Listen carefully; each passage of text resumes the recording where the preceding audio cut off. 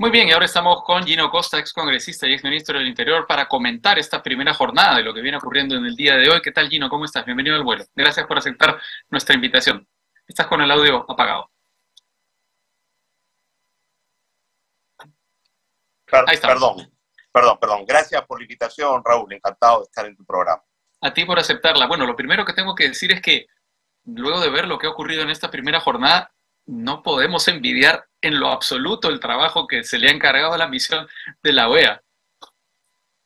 En efecto, yo creo que positivo siempre el diálogo y tener un espacio como este para que, digamos, las partes en conflicto, las diversas partes digamos, que son protagonistas de la crisis peruana puedan conversar ante un tercero, ¿no? Dispuesto a escuchar. La gran pregunta es si esto va a llevar a algo más allá, es decir, si esto puede traducirse en un diálogo más estructurado que permite una salida a la crisis con medidas adecuadas para mejorar a futuro la representación política, que es lo que quisiéramos, creo, la mayoría de peruanos. Sí. Pero lo que no quieren ni el Ejecutivo, ni el presidente Castillo, ni las mayorías en el Congreso, que más bien están pensando en cómo quedarse, ¿no? En su respectiva responsabilidad. Yo creo que ahí está, digamos, el gran problema, el gran desafío para la OEA, si será capaz, ¿no?, de pasar de este diálogo inicial a una cosa más estructurada que responda no al reclamo del Ejecutivo del Congreso, sino de las grandes mayorías nacionales que necesitan ver luz al final del túnel, ¿no?, de esta confrontación y de este conflicto que ya tiene varios años. Pero es terrible lo que hemos visto, la actuación tanto del gobierno como lo que se sabe de la actuación del Congreso, Castillo victimizándose frente a la Comisión de la OEA y algunos congresistas pechando a la Comisión de la OEA. Esto es alucinante lo que estamos viendo. No se me ocurre otra palabra. Sí, la verdad, digamos, en el caso del presidente no llama la atención porque es su estrategia, ¿no? La viene implementando con relativo éxito hace varios meses y no pierde oportunidad internamente o externamente, en este caso, de victimizarse. En efecto, ha sido ese afán de victimización que lo ha llevado la OEA, ¿no?, a decir, mira, las investigaciones de corrupción gravísimas y fundamentadas contra mí son en realidad parte de una persecución política, que es lo que dicen los altos funcionarios y los políticos investigados por corrupción. Siempre, eso lo sabemos muy bien. Sí. En el Perú. Y el Congreso que desaprovecha todas las oportunidades para hacer las cosas con inteligencia. Por ejemplo, parecía, ¿no?, que lo ideal para el Congreso era mantener en agenda central las graves y fundadas acusaciones de corrupción contra el presidente, hecha nada menos que por la fiscal de la Nación ante el Congreso de la República. Pero en lugar de eso ha preferido, ¿no es cierto?, activar una absurda denuncia contra el presidente por traición a la patria.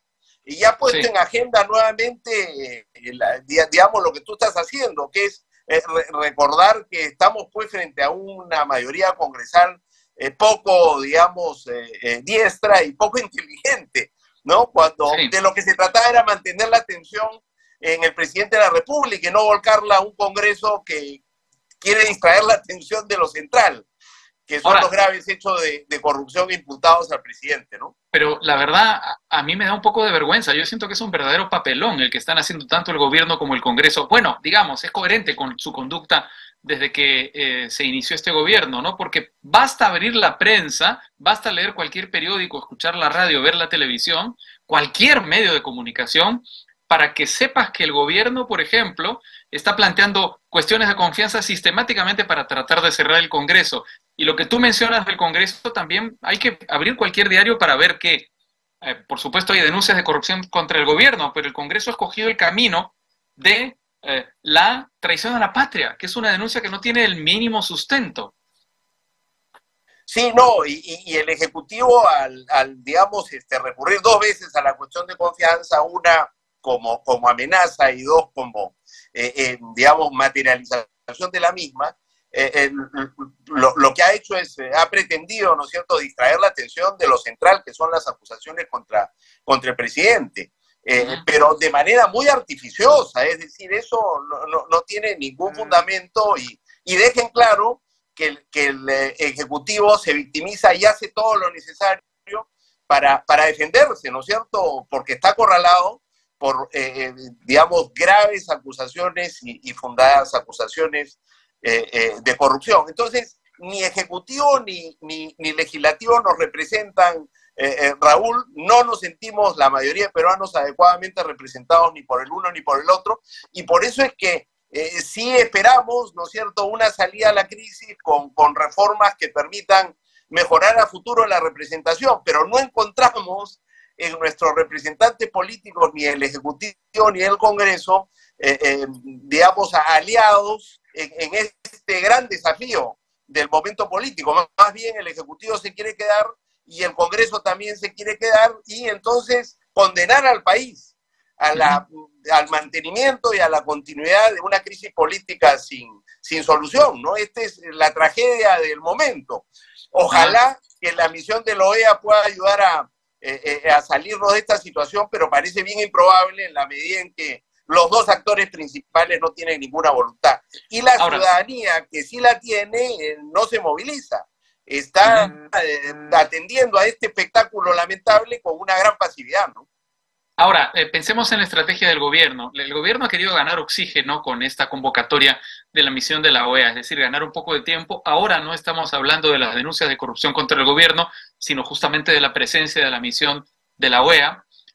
Y se dice que esta estrategia, si es que la OEA cumple bien sus funciones y realmente recoge información y versiones diferentes dentro de todo el espectro, digamos, de la opinión pública y la clase política, esta iniciativa se puede convertir en un boomerang. Con lo que hemos visto hasta ahora, ¿es un tanque de oxígeno o un boomerang contra el gobierno?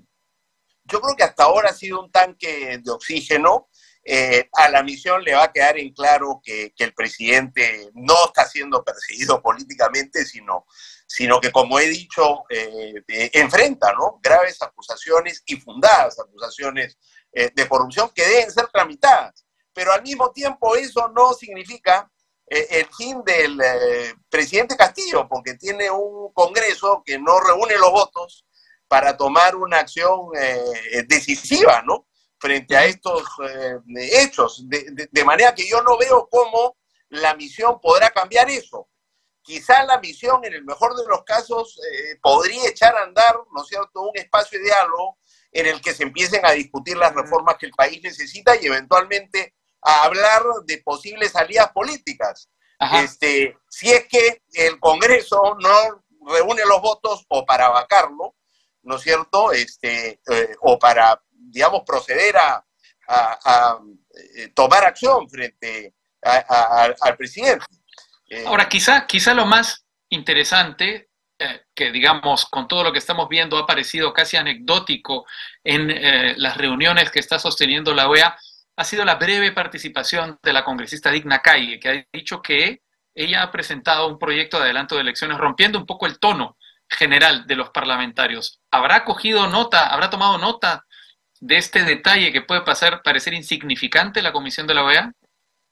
Ojalá que abunden en ello también la defensora tendrá que dar su opinión sobre estos asuntos. Sí. Recuerda que está pendiente también la reunión con el Consejo de la Prensa Peruana, IPIS, y la Asociación Nacional de Periodistas, que tendrán que decir lo suyo, ¿no es cierto?, en términos de los graves peligros que enfrenta la libertad de expresión hoy día en el país, pero que ojalá puedan hablar también de lo que constituye la salida más razonable de esta situación, que es el adelanto de elecciones con reformas políticas. Y queda también, Raúl, pendiente la audiencia con la Iglesia Católica, con la Conferencia Episcopal Peruana. Recuerda que el arzobispo de Junín, Monseñor Barreto, tuvo un rol importante en las elecciones y posteriormente, y él ha hecho saber la opinión de la Iglesia Católica en términos la propia las salidas, ¿no? Entonces, sí, la propia Conferencia Episcopal lo ha dicho en un comunicado que salió hace unos meses, ¿no?, pidiendo el adelanto de elecciones también de manera clara. Ahora, no solamente están ocurriendo estas cosas en nuestra escena política tan turbulenta, no solamente está la misión de la OEA en estos momentos. Ahora, la misión de la OEA se reunirá con la fiscal de la Nación, se ha reunido con la fiscal Patricia Benavides en algo que también comentaremos, pero comentaremos además a raíz de un hecho adicional que ha ocurrido el día de hoy, que es este pronunciamiento de la Sala Permanente de la Corte Suprema, que confirma que se le puede investigar al presidente de la República, que el presidente Pedro Castillo puede ser investigado, es decir, que la Fiscalía ha hecho lo correcto, que yo supongo que también formará parte del juicio de la propia OEA, es decir, es un revés para la defensa penal del presidente en un momento crítico de su defensa. Sin duda, hasta ahora el presidente ha perdido todas en el Poder Judicial, pero digamos, esta derrota es especialmente importante, como tú dices, por el momento en que ocurre y porque ocurre en instancia definitiva, ¿no? Ante la Corte Suprema, que ha dicho, y al presidente perfectamente se le puede investigar de acuerdo al 117.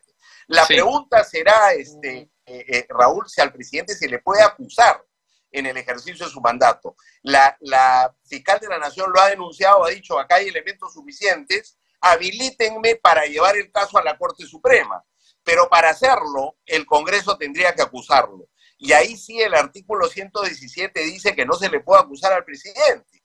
La fiscal ha dicho, oiga, interpreten el 117 en concordancia con las obligaciones de Perú frente a la Convención de Naciones Unidas contra la Corrupción, pero es una interpretación, desde mi punto de vista, muy forzada.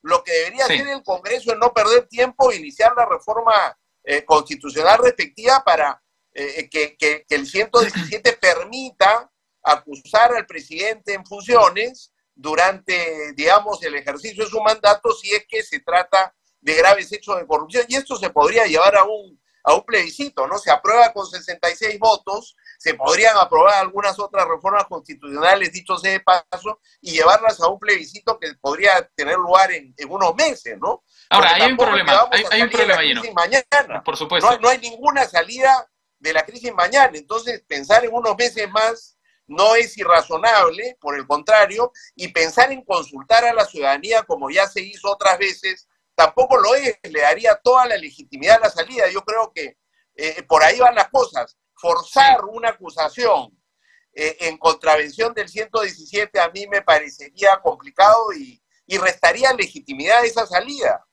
Ahora, ahí hay un problema adicional. Hay un problema adicional. Yo estoy de acuerdo con el adelanto de elecciones, estoy de acuerdo con la reforma constitucional que lo permita, pero darle al Congreso o sugerir que el Congreso haga otras reformas constitucionales no es darle demasiado poder, demasiada responsabilidad a un Congreso que ha demostrado claramente que no está para este tipo de sofisticaciones. Salvo que, digamos, ese pedido fuera acompañado de una ciudadanía movilizada, ¿no? No lo tenemos en este momento, pero se puede ir construyendo. Hasta ahora, lamentablemente, no hay visos de que eso vaya a ocurrir.